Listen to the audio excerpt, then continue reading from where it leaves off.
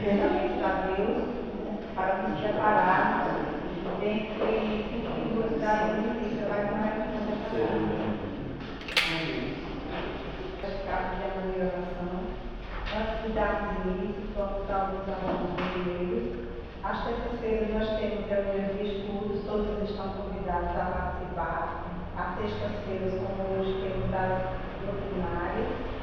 Nós também realizamos aqui campanha do tiro, que consiste em quem puder trazer um kit de alimento não perecível, quando quiser, para a gente juntar, somar e fazer cesta básica para doar.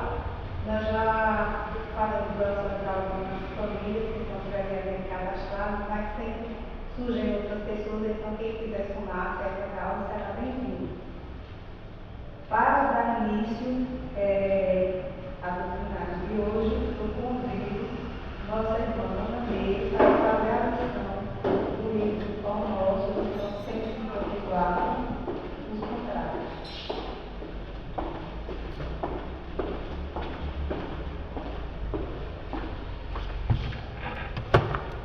Boa noite a todos. Os contrários. Que diremos, pois, à vista destas coisas? Se Deus é por nós, quem será contra nós?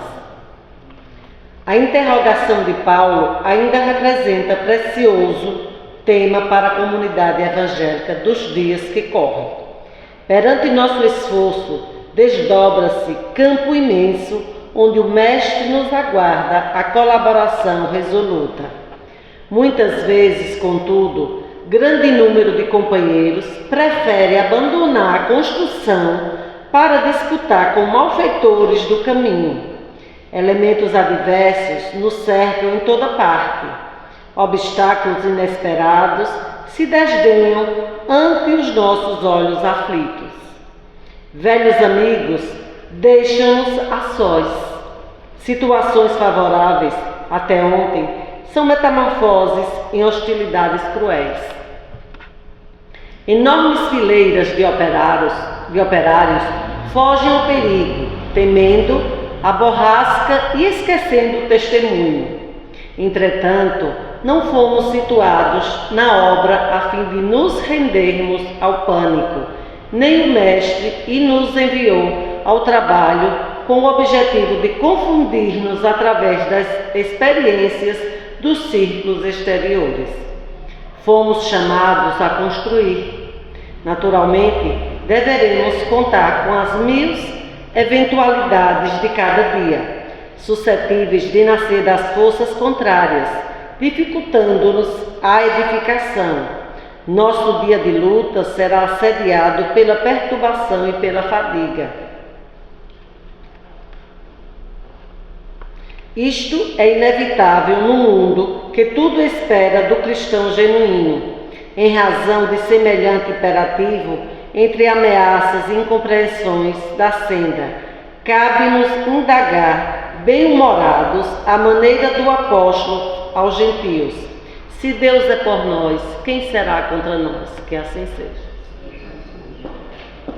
Dando continuidade, convido o nosso irmão Vinaldo para fazer a festa inicial.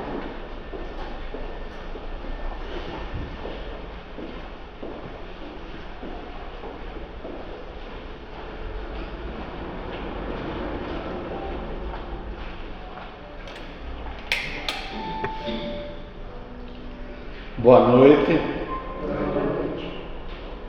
Vamos todos elevar nosso pensamento a Deus, a Jesus, aos espíritos amigos, para mais uma reunião doutrinária nesta casa, pedindo a Deus, a Jesus, que inspire nosso expositor da noite, para que possa trazer grandes ensinamentos para o nosso aperfeiçoamento. Eu vendo ali o tema, eu lembrei da questão 132 do Livro dos Espíritos, que pergunta qual o objetivo da encarnação. Resposta: chegar à perfeição. Para uns é uma missão, para outros é uma expiação. Então nós todos estamos em provas. E essas provas nós necessitamos para o nosso aperfeiçoamento. Então o grande objetivo é nós transformarmos as provas em missões e nunca em expiação. A expiação é quando nós não aceitamos, como foi dito na lição, se Deus é por nós, quem será contra? Quer dizer, a gente tem mania de julgar o nosso semelhante, e não é isso que Deus quer de cada um de nós. O nosso crescimento, nós precisamos amar a Deus acima de todas as coisas e ao nosso próximo como a nós mesmos. Então é esse o grande objetivo de cada um de nós para o nosso grande aperfeiçoamento moral. É aceitar as pessoas da maneira como são e procurar sempre transformar em missões e nunca em expiação. E em nome de Jesus, em nome dos grandes amigos espirituais, especialmente o nosso querido Bezerra de Menezes, pedimos licença para iniciar mais uma reunião doutrinária nesta casa. Que assim seja, graças a Deus.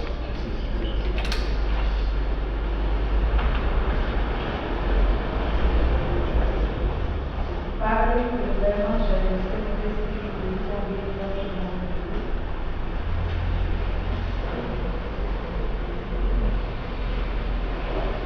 Capítulo 7, tem defeitos e tem caracteres da perfeição.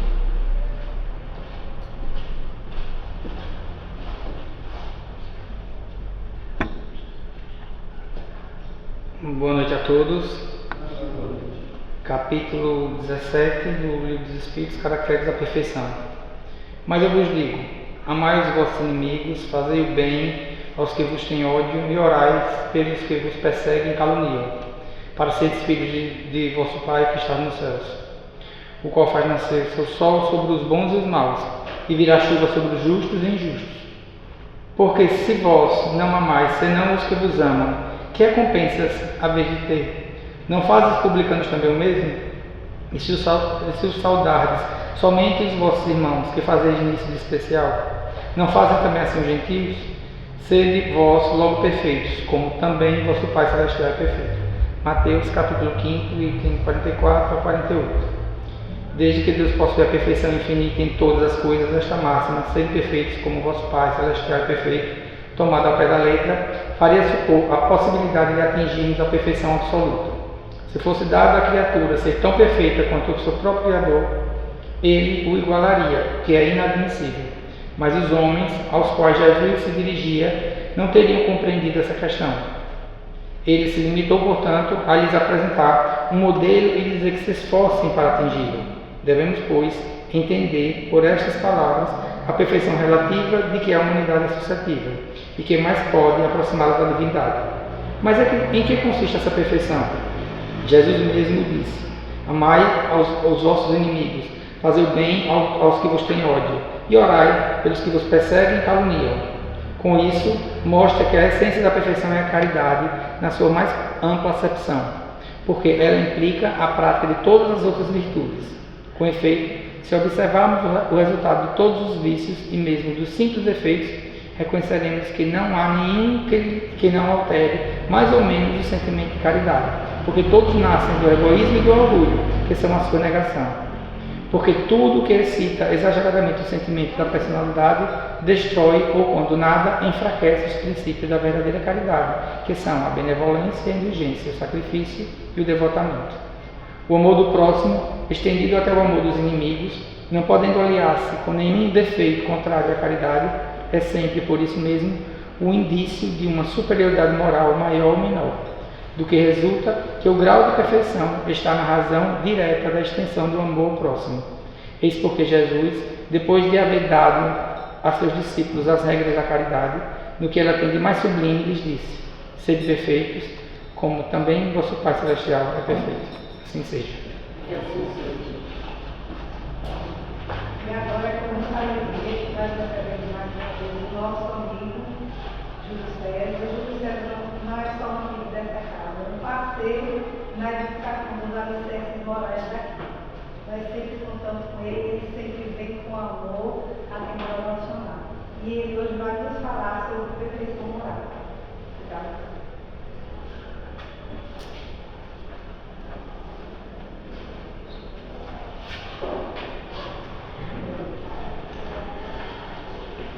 Uma boa noite a todos. Boa noite. Que o nosso irmão maior Jesus nos abençoe. Primeiro, eu quero externar a alegria de estarmos aqui nesta casa, a qual nós temos tanto carinho, e eu sei que a recíproca é verdadeira, e isso nos deixa bastante felizes. Bom, meus irmãos, antes da gente iniciar, eu quero convidar vocês para que no mês de setembro próximo, mais precisamente nos dias 26, 27 e 28 de setembro, lá em Aracaju, no Teatro Tobias Barreto, nós vamos estar realizando o 10º Congresso Espírita de Sergipe. Então é uma festa que está sendo preparada com muito carinho para que possamos receber todo o público que vai lá para o Teatro Tobias Barreto para festejar conosco, porque vai ser uma festa. Em 2023, nós trabalhamos no 8º Congresso o tema Bem-aventurados que semeiam o bem, e mostramos a importância de nós semearmos o bem nas nossas vidas, para que tivéssemos a oportunidade de colher esses frutos do bem. O ano passado, 2024, nós realizamos o 9º Congresso, que foi uma viagem pelo mundo espiritual. Congresso esse que debateu a existência como um todo, no plano espiritual aqui encarnados, os nossos objetivos, as nossas tarefas, os nossos desafios. E esse ano nós vamos tratar das potencialidades do ser humano. Há uma fábula, aquela fábula do beija-flor que tenta apagar o incêndio da floresta, uma fábula muito conhecida, com aquele bico minúsculo, ele levava apenas uma gotinha. E os outros animais caçoavam dele, mas ele insiste que ele teria que fazer a parte dele. E depois o elefante e outros animais se agregaram com ele e conseguiram debelar o incêndio na floresta. Essa simbologia toda nós queremos trazer para o nosso 10º Congresso, quando a gente vai tratar do tema central: voar não vem das asas, vem da alma. É a nossa alma liberta das paixões, das nossas imperfeições. Quando nós nos vestimos do amor que o Criador nos ensina, nós podemos muito. Nós temos um grande potencial que precisamos explorar para mudar não só a nós mesmos, mas mudar toda a humanidade. Parece um sonho, parece o sonho do beija-flor, mas é uma realidade. Se cada um de nós se compenetrar disso, nós haveremos de transformar o mundo, porque transformaremos a nós mesmos. Então, estejam convidados, o 10º Congresso Espírita de Sergipe, 26, 27 e 28 de setembro, lá no Teatro Tobias Barreto. As inscrições estão pela internet, nas casas espíritas. Se alguém estiver passando em Aracaju, liga, a gente vai, inscreve. Depois talvez até o nosso irmão Chico Leite venha até aqui para fazer inscrição, se alguém quiser. Mas vamos lá, é isso. Bom, nós ouvimos a leitura do Evangelho e no primeiro trecho lido nós percebemos que há um recado de Jesus.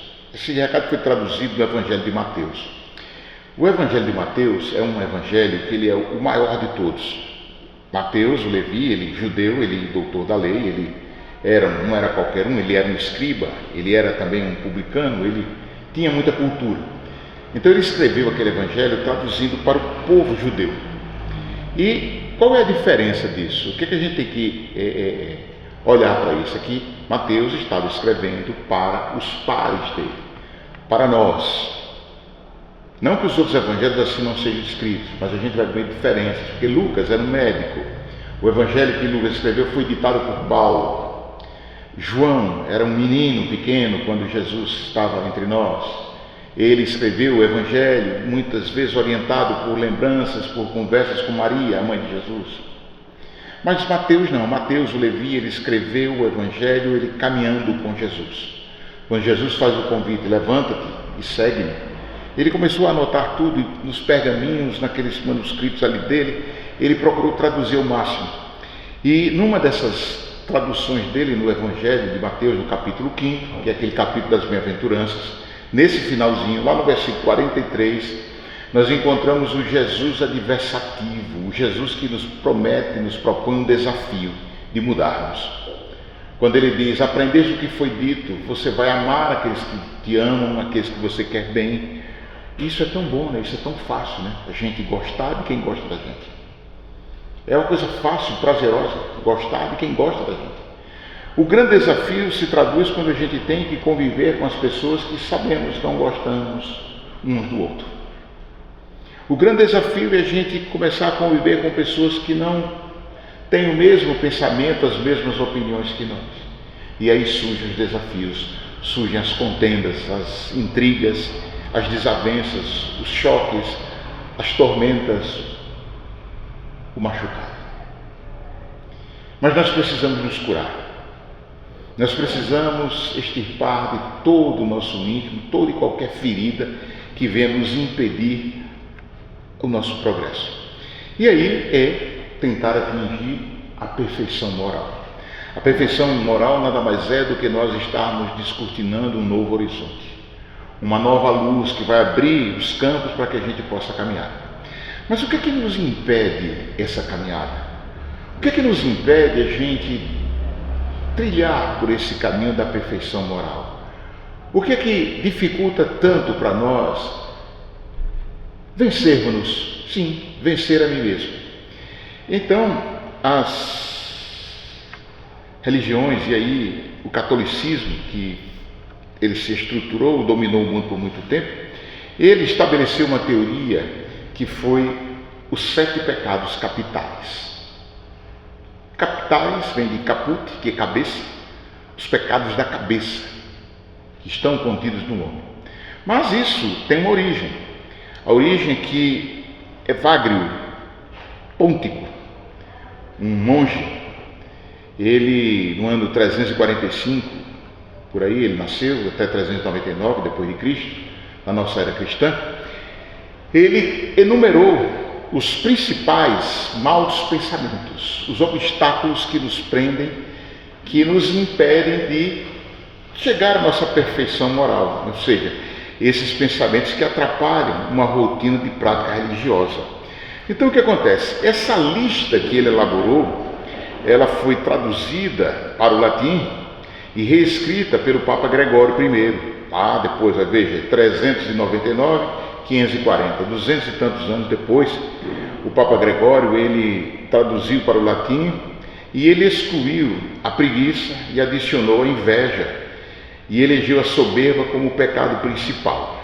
Já no século XIII, aí a gente vai ver o que é, já no ano 1200, o Frei Tomás de Aquino, São Tomás de Aquino, ele recuperou a lista e incluiu outra vez a preguiça. E os 7 pecados capitais se apresentaram e apresentam-se como nós conhecemos ainda hoje, de acordo com a lista de Tomás de Aquino. E quais são os 7 pecados capitais? Bom, o primeiro que ele enumerou foi a soberba, o orgulho. Então o orgulho é o primeiro grande entrave à nossa evolução. Então quando nós mantemos o orgulho, a soberba, nós estamos, em outras palavras, atrasando o nosso desenvolvimento, atrasando a nossa chegada da perfeição moral. E nós precisamos imaginar o seguinte: se eu tenho orgulho, eu preciso tentar praticar o oposto disso, e o oposto do orgulho é a humildade. Eu percebendo o orgulho em mim, eu tenho que tentar procurar, traduzir, trabalhar a humildade em mim. O segundo pecado capital é a avareza, a ganância. Puxa vida, é tão comum nós desejarmos as coisas materiais, o apego àquilo que é material. E a gente esquece que, independente de crença, independente de qualquer coisa, nós haveremos um dia de fechar os olhos aqui e não mais esses olhos abrirão aqui nesse plano. E tudo que é material fica. Então é efêmero. Ele não existe num sentido de posse duradoura. Então por que a ganância? Por que a avareza? Então se a gente detectar a avareza, a ganância, nós temos que lutar para transformar isso. Transformar em quê? No oposto, que é a generosidade. E generosidade é você distribuir-se e distribuir. A generosidade é o oposto da avareza, porque torna a criatura mais dada ao próximo, participando com ele, auxiliando-o. O terceiro pecado capital é a inveja. E a inveja surge quando nós temos aquele ciúme do outro, quando nós temos aquela sensação de que por que o outro conquistou e eu não consigo? Por que eu não sou igual a ele? Existem muitas respostas para isso, mas nenhuma delas justifica a inveja. Então, se a gente tem inveja, o que a gente tem que ver? Que temos que trabalhar o oposto da inveja, que é a caridade pura, o desapego e ser altruísta. Ser aquela pessoa que, puxa vida, eu tenho que pensar no outro. Eu não posso ter inveja do outro, porque cada um tem o que merece, tem o que o bom Deus deu de desígnio ali para ele. E a gente precisa compreender isso. O quarto pecado capital, é a ira. Nós nos encolerizamos, nós ficamos com raiva muito facilmente. Nós temos dentro de nós verdadeiras feras. E nós estamos num lugar tranquilo, em paz, de repente algo nos transforma em feras terríveis. E toda e qualquer bonança vai embora, toda e qualquer felicidade vai embora, porque a ira tomou conta de nós, a cólera, a raiva tomou conta de nós. Então nós precisamos mudar isso, nós precisamos cultivar a paciência. Nós precisamos cultivar a paciência de enfrentar as coisas com naturalidade. Enfrentar as coisas com muita coragem para superar, não pelo grito, não pela ira, não pelo mais forte, mas pela consciência tranquila que nos faz invencíveis. Mas estamos no quarto pecado capital e nós temos o quinto, que é a luxúria, a libertinagem. Puxa vida, a gente observa que muitas pessoas não conseguem enxergar o perigo que é essa luxúria, essa libertinagem. O que a gente vê hoje é um apelo à sexualidade desregrada. A gente vê muitas vezes se traduzir em arte aquilo que é libertinagem, aquilo que é... Às vezes as pessoas não compreendem, não é censurar, mas é uma coisa assim que eu particularmente acho estranho. Na viagem de Aracaju para cá, eu vinha escutando música, e aí eu comentei até com minha esposa, uma música que estava sendo interpretada por Marisa Monte. O nome da música é Rosa, em que o autor quis fazer uma homenagem à mulher. Não vou cantar porque não é meu feitio, mas ele principia dizendo assim: tu és divina e graciosa, estátua majestosa por Deus esculturada. Ele estava homenageando a mulher, a figura feminina.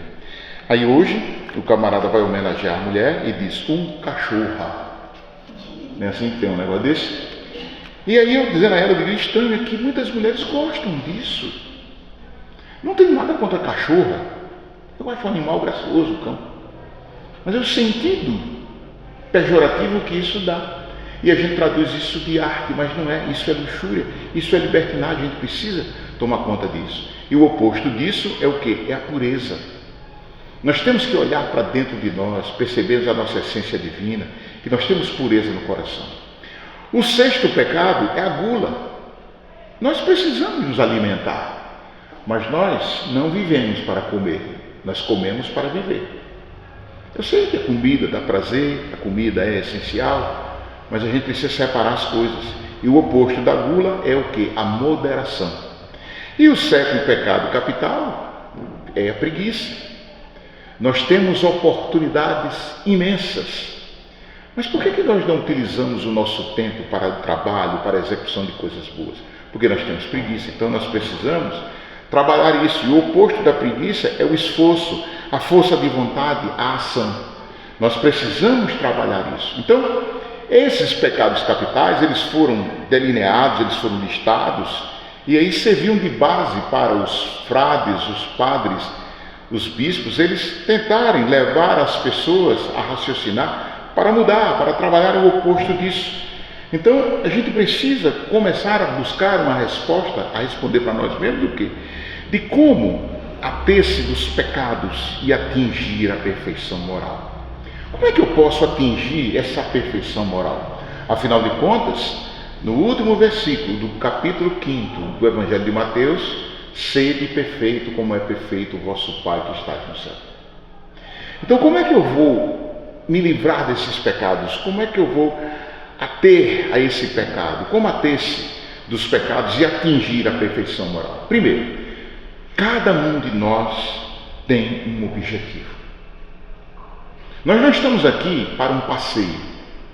Nós não estamos vivenciando a presente encarnação à toa. Todos nós temos um objetivo. Todos nós temos uma meta. E qual é a nossa meta? Qual é a meta do ser humano, de cada um de nós? Jesus disse: portanto, vocês devem ser perfeitos, como é perfeito vosso Pai Celestial. Essa é a nossa meta. Vós sois deuses, que brilha a vossa luz. E isso foi o que Jesus colocou para nós, está lá no Evangelho de Mateus, versículo 5, o versículo 48 do capítulo 5. Então, essa é a nossa meta. Essa é a nossa meta. E Kardec, ele vai para a espiritualidade, na elaboração do Livro dos Espíritos, ele vai para a espiritualidade, questionando a espiritualidade. O Livro dos Espíritos foi feito de perguntas que a espiritualidade respondia para ele. E numa das perguntas, o Biraldo até citou, Kardec pergunta: qual o objetivo da encarnação dos espíritos? Então, o que Kardec está perguntando aí? Bom, por que eu venho para cá? Por que eu estou encarnado? Por que eu tenho essa carne hoje? Por que eu estou aqui? Então, por que nós estamos aqui? Qual é o nosso objetivo aqui em estar aqui, em sofrer, em ter doença, em ter fome, em ter sede, ter que dormir? Para se deslocar você precisa de um veículo, senão você não consegue se deslocar, ou então caminhar muito. Qual o objetivo de tudo isso? Não é tão mais fácil estar no plano espiritual? A gente pode até pensar assim. Então ele pergunta qual é o objetivo dessa encarnação. Então Deus lhes impõe a encarnação com o fim de fazê-los chegar à perfeição. Ou seja, o objetivo da nossa encarnação é tão somente chegar à perfeição. Esse é o objetivo. Nós encarnamos para chegarmos a essa perfeição. E aí, como disse, está no Livro dos Espíritos, na questão 132. Mas ninguém chega à perfeição de forma abrupta, de inópita, de repente. Não. Nós temos estágios evolutivos. Estágios. Se a gente pensar o seguinte, olha, vamos analisar a nossa vida atual. O nosso momento de cada um. Se eu perguntar ao Alberto, hoje, 2025, você é desse jeito. Em 2005, há 20 anos atrás, Alberto, como é que você era? Você se considera hoje melhor ou não do que há 20 anos atrás? Eu tenho certeza, Alberto vai me dizer o que, Alberto? Melhor. Porque o que acontece? Essa experiência na Terra faz com que a gente, no sentido figurado, engula muito sapo, não é? Vá aprendendo. Aprende que quando Deus tira um dente, ele larga a goela para o cara engolir mais fácil, para não se engasgar, e por aí vai. Ou seja, nós progredimos. Ou seja, nós temos estágios evolutivos. E esses estágios evolutivos do espírito, e aí nós estamos falando de uma coisa assim, não estou falando mais de Alberto, eu estou falando do ser que hoje está Alberto. Me permita ver, Alberto, usar você como exemplo. Então eu estou falando do ser que hoje está Alberto, mas esse ser, ele está numa caminhada em que ele já esteve em determinados estágios, avançou, bem ou mal, mas avançou, tanto é que ele diz que melhorou, e está atualmente num determinado estágio evolutivo. E a gente precisa entender essa escalada. E o que acontece? Os Espíritos ensinam o seguinte, que a classificação dos Espíritos funda-se no seu grau de desenvolvimento, nas qualidades por eles adquiridas e nas imperfeições que ainda não se livraram. Ou seja, nós medimos o nosso estágio evolutivo pelo que a gente é, as nossas qualidades, mas também os nossos defeitos. Quanto mais defeito tem uma pessoa, menos evoluído ele é. Quanto mais qualidade tem essa pessoa, mais evoluído ele é. O fato é que todos nós temos qualidades, sim, mas também todos nós ainda temos defeitos, sim. Então por quê? Porque nós não somos perfeitos. Então esse estágio evolutivo é medido por isso. esta classificação, ela nada tem de absoluto, ou seja, nós não podemos dizer, olha, fulano é 10, esse outro é 8, esse aqui é 11, esse aqui é 7, não. Não tem nada de absoluto, de bem definido. Nenhuma categoria apresenta um caráter bem definido, a não ser que o conjunto, ou seja, de um grau para o outro, essa transição ela é assim, bem tênue. Por exemplo, aqui nós temos professoras, estou vendo ali Fernanda, Tânia, Ana. Vocês não explicam aos seus alunos o arco-íris? Não explicam? Quantas cores tem um arco-íris? 7. Onde é que começa uma e termina a outra? Não sabe. A gente vai mudando de cor, arco-íris, e quando a gente está vendo ali um verdinho, depois está um amarelo, um azul.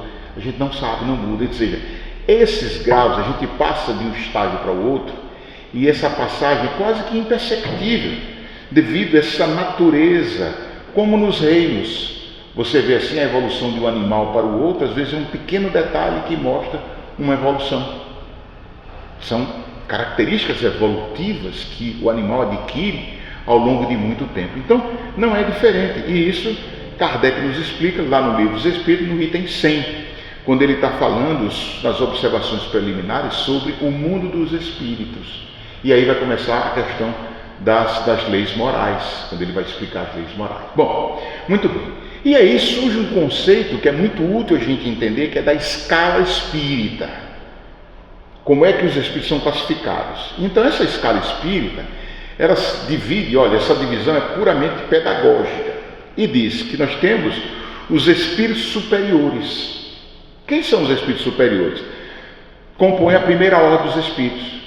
A primeira ordem e a segunda ordem dos bons espíritos. Então, os espíritos superiores são os espíritos de primeira ordem e os espíritos de segunda ordem, que são os bons espíritos. Os de primeira ordem estão na primeira classe dos espíritos, que são o quê? São os espíritos puros, como Jesus. Como Jesus. Esses espíritos, eles não precisam mais reencarnar. Eles não precisam da vida física. Ah, mas Jesus encarnou. Sim, encarnou.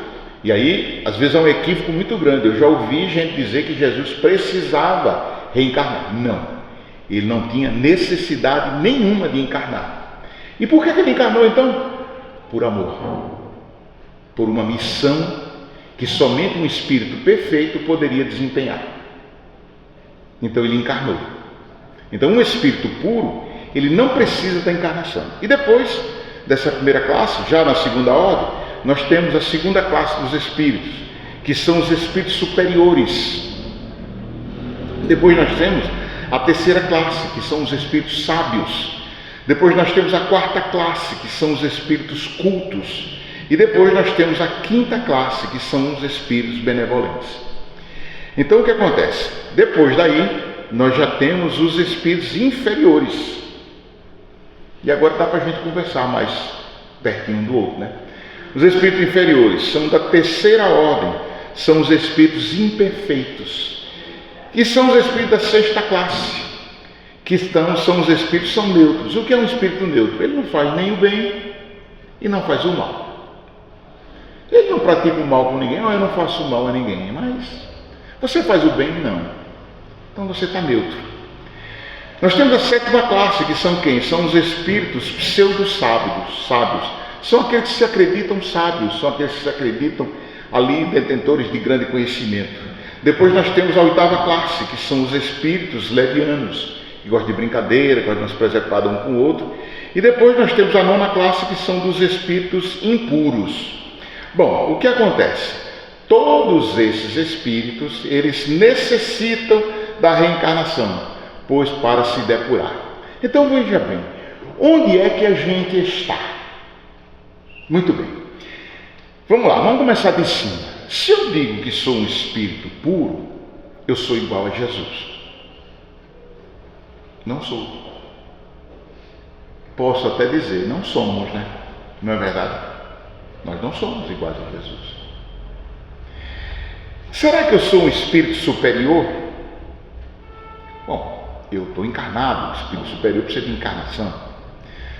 Bom, mas um espírito superior, ele não tem, por exemplo, ciúmes, ele não tem inveja, ele nunca mente, ele nunca deseja o mal, ele nunca se irrita. Será que eu sou superior? Acho que não, né? Será que eu sou um espírito culto? Será que eu tenho sabedoria? Muita, mas muita mesmo. O que é muita? É um conceito muito subjetivo, o que é muito, o que é pouco. Mas será que eu conheço de tudo um pouco e muito do que eu sei? Impossível. Porque quando a gente olha pelo próprio cabedal de conhecimento da humanidade, poxa vida, eu não conheço nada de medicina. Eu posso entender de matemática, de física, de engenharia, mas eu não sei medicina. Aí um médico vai dizer, eu não sei nada de engenharia. Um advogado diz, eu não sei nada disso, sei de lei. E por aí vai. Então, nós não somos espíritos sábios. Cultura, será que nós temos a cultura? Será que nós conseguimos enxergar a cultura na nossa vida, nas nossas pessoas? Não dá para a gente estar. Então, dá para a gente perceber que nós estamos ali embaixo. Nós somos espíritos impuros, nós somos muitas vezes levianos, nós somos pessoas que ainda precisamos aprender muito. Por quê? Porque nós ainda necessitamos e muito da encarnação. Nós precisamos de encarnações que são verdadeiras expiações, que são provas. Eu preciso vencer o orgulho, mas eu não consigo. Então Deus, na sua misericórdia infinita, Ele nos proporciona uma vida de humilhação, para que a gente perceba o valor da humildade. Não é castigo, é para que a gente possa enxergar a luz e amar essa luz, porque a gente só vive na treva, a treva da ignorância. Então, percebendo que não é castigo, é simplesmente uma forma diferente de você enxergar as coisas. E o que acontece? Essa classificação se traduz em que todos nós temos vícios e virtudes. Nós temos virtudes e vícios. Então nós temos isso convivendo conosco. Se a gente pudesse assim separar, nós teríamos num ponto virtudes, e no outro lado nós teríamos um lado sombrio, que são dos vícios, dos nossos defeitos. Nós convivemos juntos. Quantas e quantas pessoas tem o que a gente chama, assim no figurado, de pavio curto, não é? Você tem uma virtude de ser uma pessoa amável, tudo. Aí você tem um pavio curto que tem um vício de ser explosivo. E tem gente que nem pavio tem, né? Aí já explode logo. Então, a gente precisa entender isso. E, puxa vida, Kardec, ele estuda isso, ele pergunta, qual a mais meritória de todas as virtudes? Qual é a virtude maior? Aí a espiritualidade responde, toda virtude tem seu mérito próprio. Então a gente precisa buscar a virtude, porque toda ela é importante. Porque todas indicam progresso na senda do bem. A virtude sempre que há resistência voluntária do arrastamento dos maus pendores. Ou seja, puxa vida, é aquilo que Kardec perguntou, onde é que está escrita a lei de Deus? Está na consciência. Eu fiz o mal, eu errei. Aí eu disse, puxa vida, eu não deveria ter feito isso. Mas você já fez. Isso já é uma virtude, você reconhece que errou. Então, a sublimidade da virtude, porém, está no sacrifício do interesse pessoal, pelo bem do próximo, sem pensamento oculto. A mais meritória é a que assenta na mais desinteressada caridade, ou seja, eu começo a mudar quando eu começo a fazer o bem pelo bem, eu não tenho interesse mais. Porque o que aconteceu? Aqueles 7 pecados capitais que a gente viu anunciar lá, foi o quê? Foi um jeito que o clero utilizou para dizer, olha, se você não for de Jair, vamos mudar agora para o Alberto, se você de Jair não for um menino bonzinho, você vai para o inferno, você vai arder no fogo do inferno eternamente. Aí criou-se o quê? O medo. Então, de Jair iria se esforçar para ser um bom rapaz, não porque qualquer outra coisa, mas simplesmente para não ir para o inferno, que ele acha um lugar muito quente. Mas não, nós não podemos ter isso assim, dessa forma. Nós temos que a sublimidade dessa virtude, como diz Kardec aí, está aqui no sacrifício do interesse pessoal, ou seja, eu não estou fazendo por mim, eu estou fazendo pelo bem, eu estou fazendo pelo outro, eu estou fazendo pelo amor. Aí sim, você está sendo virtuoso. Porque quando a gente faz algo por interesse, você até ajuda alguém. Por exemplo, você vem aqui no Veleiro de Luz e entrega, por exemplo, 500 cestas básicas. Você vai matar a fome de 500 famílias. Tudo bem. Tudo bem. Só que se você chama a TV Sergipe, a TV Atalaia, a TV APRP, você chama canais de YouTube para mostrar a sua doação das 500 cestas, tudo bem. A fome das 500 famílias vai ser saciada por um momento. Mas a sua fome não. Porque você fez de forma interesseira. Onde o seu interesse não foi entregar a cesta básica, foi se promover. Então, olha o que a espiritualidade diz. A sublimidade da virtude, porém, está no sacrifício do interesse pessoal, pelo bem do próximo, sem pensamento oculto. Pensamento oculto. Eu não digo que vou entregar a cesta básica para ser elogiado. Então, você está fazendo a sua parte? Faça, não se incomode não. Faça o bem sem olhar a quem. Não tem essa idade? É exatamente isso que a gente precisa começar a interessar. Por quê? A sublimidade da virtude, porém, está no sacrifício do interesse pessoal pelo bem do próximo, sem pensamento oculto. Eu não tenho que me esconder de nada. Por que eu não digo, eu estou entregando essa cesta para mim aparecer aqui, para aparecer na televisão, ser mostrado, para todo mundo me enxergar? A gente não diz isso, a gente fica quietinho, e ainda mais às vezes usa, né? Que como você é bom, não, eu faço o mínimo, não fiz nada. A gente está dizendo, puxa vida, como eu sou bom, né? Como eu prestei caridade a isso tudo. Então a gente precisa entender essas coisas. Então, a mais meritória é a que se assenta na mais desinteressada caridade. Isso é o verdadeiro fazer o bem. Onde é que a gente vê isso? Isso está no Livro dos Espíritos, na questão 893. E aí, a gente tem que buscar Jesus. Quando Jesus disse, mas, porque vos digo a verdade e não me credes, está em João. O que acontece? Por que Jesus está dizendo isso? Jesus está dizendo que muitas das vezes as pessoas não acreditam em nós. Eu já ouvi dizer assim, uma pessoa dizer, puxa vida, esse Chico Xavier não existe não pode ter uma pessoa boa assim. Eu digo, mas por que não? A gente tem a ideia que a pessoa que é boa, que é caridosa, não existe. Mas não, tem pessoas boas. Tem pessoas que não são boas, realmente, dessa perspectiva. Mas existem pessoas boas. E o que acontece? O mundo sempre distingue ruidosamente os expositores de fantasias. Puxa vida, como é fácil você agradar o outro com palavras. Como é fácil você bajular o outro. Você diz o que agrada ao outro, não o que precisa ser dito. Você não está ajudando em nada aquela pessoa.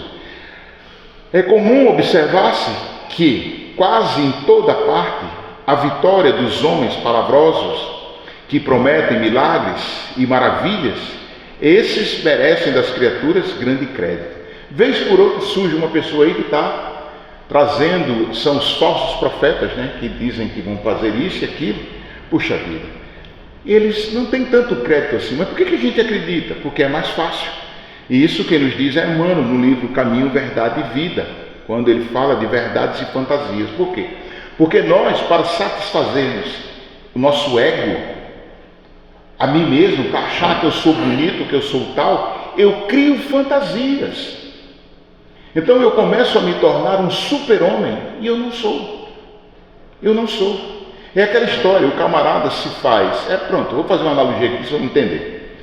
Isso é a mesma coisa que lagartixa se fazendo de jacaré. Onde é que a lagartixa se faz de jacaré? Quando está perto de quem? De formiga, não é isso? A formiga morre de medo da lagartixa. Mas o jacaré é aquele bicho grandão, fortão, mas eu sou uma lagartixa. Então muitas vezes a gente se sente assim porque a gente quer mudar o mundo, a gente quer. Isso é o quê? É a soberba, é o orgulho, é a vaidade. E isso nos impede a felicidade. Isso nos impede o quê? A realização, a coisa que é verdadeira. Por quê? Eu posso mentir para o outro que é num estágio evolutivo inferior ao meu. Eu posso mentir para o outro também que é superior a mim. Eu posso mentir para quem é do mesmo nível que eu. mas eu jamais vou conseguir mentir para mim mesmo, porque no fundo, cada um de nós sabe o que é. A gente pode até não admitir, mas a gente sabe o que é. Ou seja, eu sei que eu não sou essa Coca-Cola toda. Eu quero ser, tudo bem, mas você não é. Não tem problema nenhum nisso. Então você precisa buscar essa perfeição moral. Você precisa buscar essa melhoria. E onde é que a gente consegue essa melhoria? Onde é que a gente consegue evoluir como pessoa, como ser humano? Nós conseguimos evoluir através da vivência do Evangelho. Só que essa vivência do Evangelho ainda é desafiadora. Vivenciar o Evangelho é um grande desafio para nós, porque somos muito imperfeitos ainda. Então veja só, é importante a gente sempre lembrar que a vivência do Evangelho, ela exige de cada um de nós um esforço, e esse esforço tem que ser contínuo, direto, e uma escolha consciente. Por que tem que ser consciente em seguir Jesus? Eu não posso seguir o Evangelho porque eu estou achando bonito. É tão bonito ter Jesus, é tão bonito você seguir Jesus. Veja que quando a gente falou do Mateus, do Levi, quando Jesus chamou Mateus, ele disse: levanta-te e segue-me. Levanta-te, levantar significa o quê? Ele estava sentado, ele se levantou. Sentar-se, sair da zona de conforto. Então você vai ser incomodado. Mas segue-me, não é só levantar, não é só tomar a decisão. Você tem que seguir, porque mudar dá trabalho. A pessoa muitas vezes tem dificuldade em mudar determinadas coisas, e isso vai dos vícios. Eu tenho dificuldade, por exemplo, em ser fofoqueiro. Tem gente que adora uma fofoca. E tem assim aquela ganância de contar as coisas e conta, e pronto, daí a pouco a gente vê meio mundo de confusão por causa de uma coisa que não era verdade. Aí não tem aquele negócio, olha, eu ouvi dizer, mas eu acho que está certo, mas eu ouvi dizer, olha, não vou contar, mas você não conta a ninguém, você já está espalhando. E daí essa coisa se torna, ou seja, não é assim que a gente segue a Jesus. Por quê? Porque está aqui, ó. Essa escolha consciente de seguir Jesus, muitas vezes implicando em sacrifícios e renúncias. Por quê? Porque você seguir a Jesus, você tem que mudar. Você tem que se transformar em outra pessoa. Você tem que ter outros valores. E alguns fatores que tornam a vivência do Evangelho muito desafiadores. O que torna a vivência do Evangelho muito desafiadora? O primeiro deles, para que a gente vivencie o Evangelho, a gente precisa executar uma transformação. A gente precisa mudar, transformar-se. E essa transformação, o Evangelho, exige o quê? Exige uma mudança radical na forma como pensamos e agimos, o que pode ser difícil e levar à resistência. Por quê? Porque eu tenho que mudar a minha maneira de pensar. Quem já ouviu, por exemplo, depois de uma notícia de um crime hediondo, devia pegar um camarada desse e cortar bem devagarinho, aos pouquinhos. A gente escuta isso, não é? E algumas pessoas acham que está certo. Um dia desse eu estava conversando com algumas pessoas e a gente estava falando sobre essa questão de violência. E eu disse, olha, a violência não é uma questão de polícia. Então acabar com a polícia? Eu disse, sim, o objetivo é acabar com a polícia. Calma, deixa eu dizer. Por que existe polícia? Porque tem crime. Por que existe crime? Porque tem desamor. No dia que nos amarmos uns aos outros verdadeiramente, não precisaremos mais de polícia, não precisaremos mais de advogados, não precisaremos mais de lei. Por quê? Porque a lei do amor vai vigir. A lei do amor é que vai imperar. A gente precisa pensar assim. Hoje tem muita coisa que é necessária, mas a gente precisa pensar, acreditar que vamos mudar. Mas para mudar, eu preciso de transformação. Outra coisa que é um fator de dificuldade é o quê?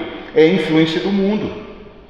Quantos e quantos de nós nos influenciamos por aquilo que o outro diz? Aquilo que o outro diz. Eu analiso determinadas coisas. Um dia desse eu estava com minha esposa, a gente estava num consultório odontológico, e a gente conversando lá, não sei como eu disse, eu digo, olha, eu não sei como é que uma pessoa consegue dar 15, 20 mil reais num aparelho de celular, num telefone. Aí o dentista chegou para o menino, parece que é para ele comprou, está pagando e vai pagar não sei quanto tempo. Aí eu disse, mas rapaz, veja bem, funciona do mesmo jeito. Mas a câmera é melhor, mas você não é fotógrafo. Você não é fotógrafo, você quer pagar. Então veja bem, a gente tem a influência do mundo. A gente tem influência. Eu me lembro quando eu era guri, eu ganhei de meu pai uma calça. Eu queria morrer de vontade de ter uma calça jeans. No começo, há muito tempo atrás, calça jeans era um artigo de luxo. E eu queria ter uma calça jeans. Aí tinha aquela calça leves e outras calças lá. E não tinha. Aí surgiu uma versão mais barata, a US Top. E meu pai um dia me deu uma. Poxa vida, eu fiquei todo feliz da vida. Aí usava, batia assim, mostrando que estava de calça US Top. Um dia eu vou para uma festa do colégio, e lá no colégio a gente festa. Quando eu estou voltando, tem uma bola lá na rua, jogando bola, eu e os amigos. Eu fui jogar, caí e bati com o joelho lá no chão e rasgou a minha calça US Top. Era melhor ter rasgado a canela toda. Eu chorei aquilo, porque rasgou minha calça. Hoje eu vejo a pessoa dar R$1.000 numa calça já rasgada. Então veja bem, não estou falando de quem está usando a calça rasgada, você gosta. Mas será que você tomou essa decisão porque você gosta? Ou foi porque você viu uma opção de gente usar? Então, seja, é essa influência do mundo que é um desafio para a gente seguir Jesus. Então, seja, as distrações e os desejos mundanos podem nos afastar da vontade de Deus, dificultando a vivência do Evangelho. Por que eu estou dizendo isso? Não é uma pieguice. É porque é o seguinte, o que é verdadeiro? O que é útil? O que é sagrado de verdade? Eu não estou dizendo para você não se divertir, não estou dizendo para você não gostar disso, daquilo. Não, não é isso, não. De forma nenhuma. É você ser útil ao propósito da sua existência. Isso é que é uma mudança, isso é que é deixar a influência do mundo. E segue. A falta de discernimento. Puxa vida, quantas e quantas vezes eu não consigo analisar o que eu estou ouvindo, o que eu estou dizendo, o que eu estou pensando. Será que isso é verdadeiro? Será que isso está certo? Qual é o verdadeiro valor, qual é o verdadeiro contexto disso? Eu preciso analisar, afinal de contas, eu tenho a cabeça, o aparelho orgânico do cérebro. Essa cabeça, ela tem outro objetivo, além de separar as orelhas. Ela serve para pensar. E a gente precisa pensar, ser crítico, analisar, será que eu estou certo? Porque muitas das vezes as pessoas acham que estão corretas. Vamos ver Jesus? Na época de Jesus, o que ele dizia, o que ele fazia, estava errado. Para quem? Para todo mundo. Por quê? Era Jesus que estava errado? Não. Nós que não conseguíamos enxergar a grandeza dos ensinamentos de Jesus. E até hoje, o que Jesus ensina, poucas pessoas ainda resistem a não acreditar no que Jesus dizia, no que Jesus nos disse. É um fato. Então, essa falta de discernimento nos leva o quê? A essa falta de clareza e de conhecimento espiritual. Por quê? Porque muitas das vezes a gente pensa o seguinte, está acontecendo muitos crimes, a violência está aí tomando conta. Então é o seguinte, vamos decretar pena de morte. Será que isso é solução? A tortura, será que é solução? Ou a educação, ou o carinho, o ensinar a amar? Será que não é mais viável isso? Então a gente precisa começar a compreender isso como uma mudança. Outra coisa que surge, que dificulta a nossa elevação, é a questão das dúvidas e, consequentemente, as dificuldades que surgem no nosso caminho. A gente duvida de tanta coisa, não é? Não é verdade? Vamos olhar para nós hoje, nós estamos aqui numa casa espírita. A gente duvida muito do que o Espiritismo ensina. A gente duvida da existência do corpo, do espírito. A gente duvida da reencarnação. A gente duvida de muita coisa. Eu já ouvi uma pessoa dizer assim, bem próximo de mim, mas de que adianta? A pessoa morreu, não vai ver mais o outro, não vai conversar mais com ele. Por que não? A gente duvida isso. Outra coisa, às vezes as pessoas estão assim conversando, eu ouço muito isso, né? A pessoa chega assim, minha mãe, ela morreu, meu pai morreu agora, vamos os dois se encontrar. Não é, Júlio? Eu digo, não sei se o endereço é o mesmo. Não sei se o endereço é o mesmo. Às vezes não é. Então veja só, essas dúvidas que a gente tem, até mesmo com os ensinos da doutrina, elas nos aprisionam. E a gente não consegue essa elevação espiritual, ou seja, as dificuldades e as dúvidas podem surgir, especialmente quando o caminho do Evangelho parece árduo ou não traz resultados imediatos. Por quê? Pai, de que adianta eu ser uma pessoa boa se eu sofro? Eu me acordo às 3 horas da manhã para ir trabalhar, só volto de noite, ganho bem pouco, sobra mês no final do dinheiro, eu não tenho dinheiro para nada, é assando e comendo, passando fome muitas vezes, porque tem que economizar, não tenho saúde, estou doente, meu cachorro me mordeu, minha mulher me traiu, e meu carro quebrou, e não sei o quê. Pronto, é o que nós enxergamos, não é isso? Só que a gente tem que pensar em algo. Puxa vida, por que isso está acontecendo? Por que isso está acontecendo? Aí a dúvida vem, tem a lei de causa e efeito que o Espiritismo me ensina, mas eu tenho dúvida disso. Então eu não quero aceitar isso. A gente não quer aceitar uma dificuldade, um problema, seja ele qual for. A gente não quer aceitar, a gente acha que não merece aquilo. A gente acha que isso aconteceu por azar, por qualquer outra coisa, menos como uma necessidade reencarnatória. E a gente tem muito disso. Eu preciso passar por determinadas provações. Eu preciso passar por determinadas, digamos assim, dificuldades para aprender um pouco mais. Quem não soube a sombra não sabe a luz. A gente precisa ter isso. Então, essa dúvida. Outra coisa é a questão de críticas e rejeição. Nesse mundo que a gente está, é muito complicado a gente ser criticado. Então veja bem, em um mundo que muitas vezes não aceita o Evangelho, podemos enfrentar críticas e rejeição, o que pode abalar a nossa fé. Quantas e quantas vezes nós já pensamos com relação ao Espiritismo, mas será que é assim mesmo? Já pensamos ou não pensamos? Já ou não? Será que Jesus está certo? A gente está com medo, né? É Jesus, né, rapaz? Mas será que está certo mesmo? Será que eu tenho que sofrer para ser feliz? Será que eu tenho que aguentar a dor para poder dar risada depois? Será que é assim mesmo? A gente pensa ou não pensa isso? Por que será que eu tenho que sofrer muito? Por que será que eu tenho que ter uma doença terrível? Por que será que eu tenho que ter uma ruína material? Por que eu tenho que ter um sofrimento, uma pessoa muito difícil comigo? Por que tem tudo isso? Será que está certo isso? Será que isso realmente está valendo a pena? Ou seja, aí alguma pessoa diz assim que nada, larga de ser tolo, rapaz, chuta o pau da barraca, vai viver a vida agora e pronto, deixa isso tudo para lá. Não tem essas coisas? Tem, é mais fácil, é mais tranquilo você se revoltar com aquilo e deixar para lá. Eu quero viver o agora, não importa, eu não sei se eu estou vivo daqui a um segundo, então não me importa. Eu quero botar o meu bloco na rua, né? Não é assim que está lá na música? Então não importa, eu quero viver o agora. Só que não pode ser assim. Eu tenho que ter responsabilidade para comigo. Eu tenho que perceber qual é o meu verdadeiro objetivo. Então, isso continua. Então, o que acontece? Nós precisamos ver as coisas de outra maneira, ou seja, para facilitar a vivência do Evangelho, o que é que a gente precisa? Para facilitar a minha vida, o que é que eu preciso? Primeiro, eu preciso de conhecimento. Eu preciso buscar o conhecimento das verdades, ou seja, buscar o conhecimento do Evangelho através do estudo das Escrituras e do Espiritismo. É por isso que o Espiritismo ele é assim maravilhoso no ponto de vista de nos ensinar o que é que Jesus quis dizer.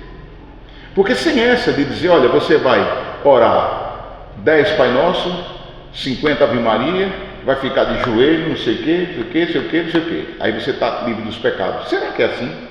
Será que é tão fácil assim? Não, não é assim. Você errou, meu amigo, não tem mais jeito. Você vai ter que corrigir.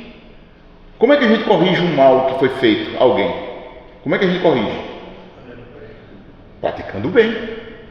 Praticando bem. Eu não preciso me maltratar. Eu não preciso ficar de joelho em cima de grão de milho. Eu não preciso estar caminhando, fazendo uma promessa de caminhar daqui para Aparecida do Norte para fazer uma promessa. Não, para que isso? Para que isso? Não, você precisa praticar o bem. Você precisa buscar esse conhecimento e entender que é necessário você mudar. Outro ponto, o preparo espiritual. Eu preciso enxergar que eu sou um espírito. Eu preciso enxergar que eu sou um espírito.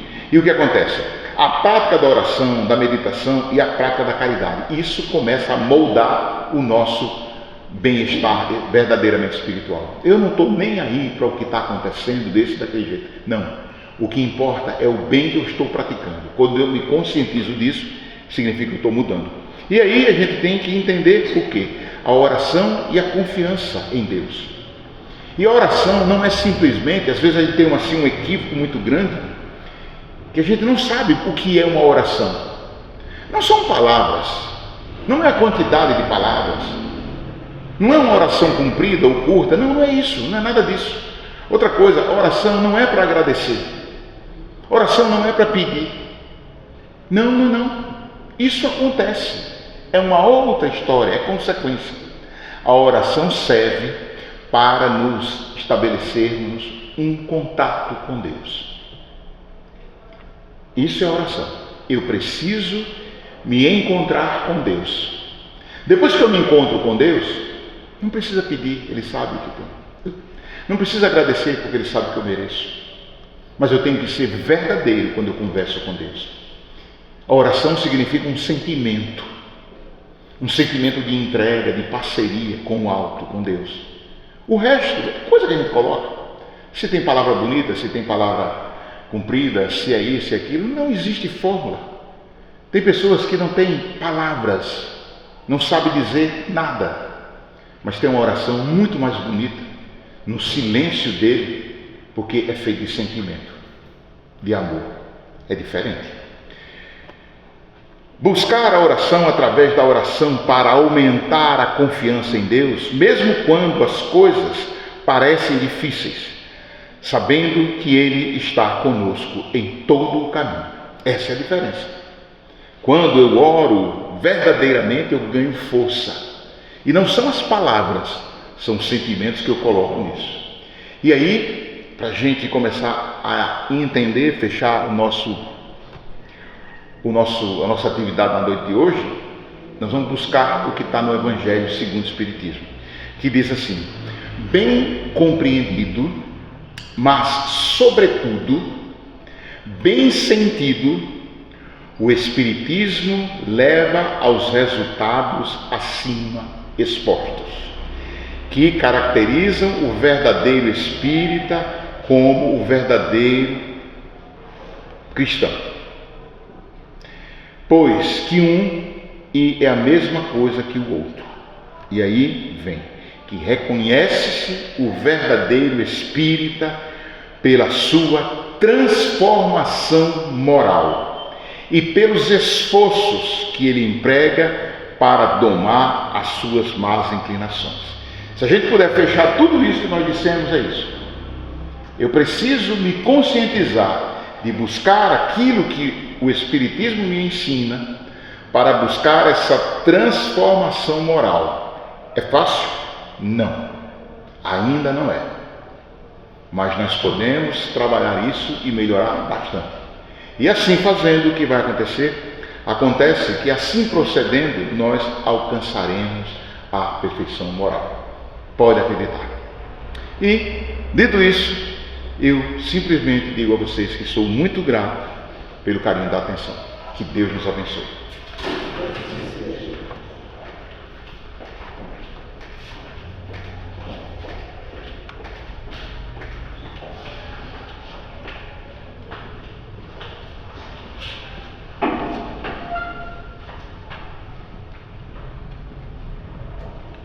Bom, como vimos, alcançar a perfeição moral não é tarefa das nações, mas nós deixamos da para tentar. E como bem disse Júlio, seguindo os passos de Jesus, colocando seu ensinamento em prática, é o caminho. Mais uma vez, muito obrigada, Júlio, pela sua disponibilidade, pelo amor que você sempre nos acolhe. E para finalizar, estamos com o Júlio para fazer a prece final. E após a prece, quem quiser tomar parte, faça uma fila aqui a Deus.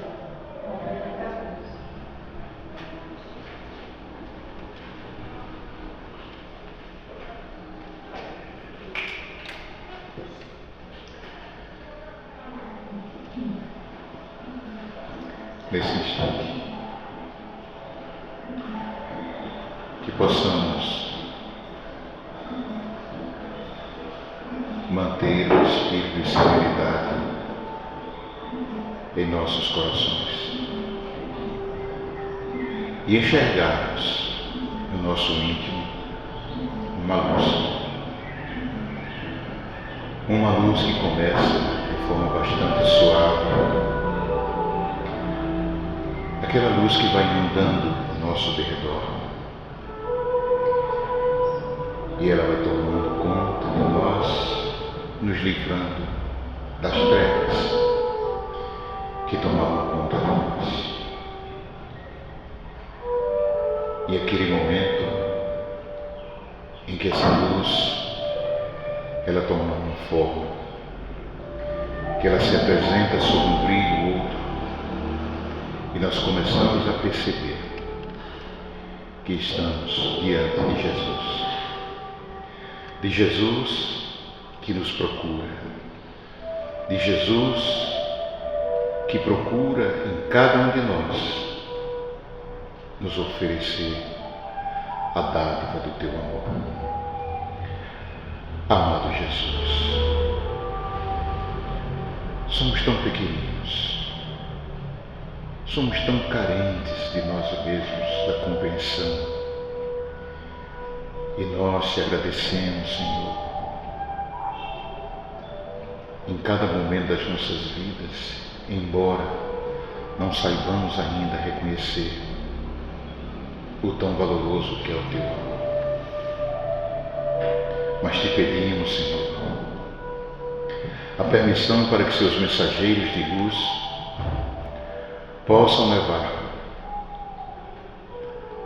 as luzes do teu amor a todos aqueles que estão nas trevas da ignorância, aqueles que não compreendem o verdadeiro valor do amor, da paz, da iluminação, e por isso se tornam criaturas cada vez mais difíceis, que não conseguem amar.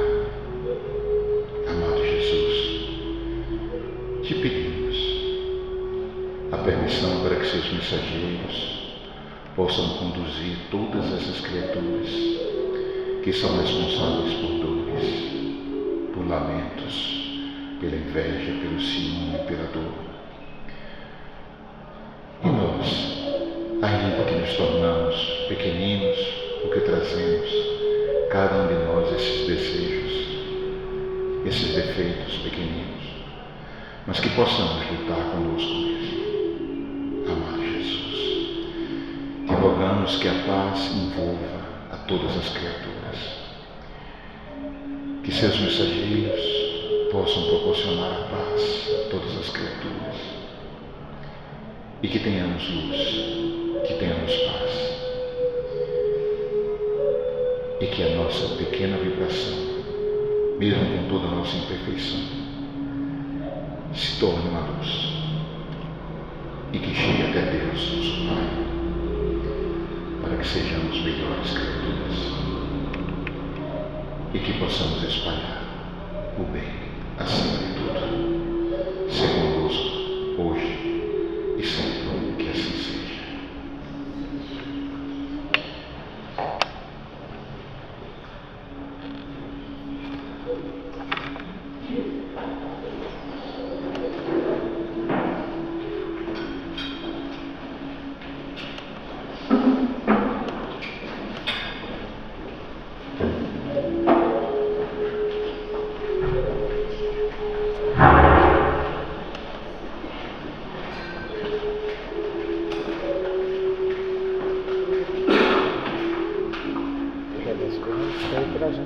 Deixa eu esperar, deixa eu olhar as coisas aqui.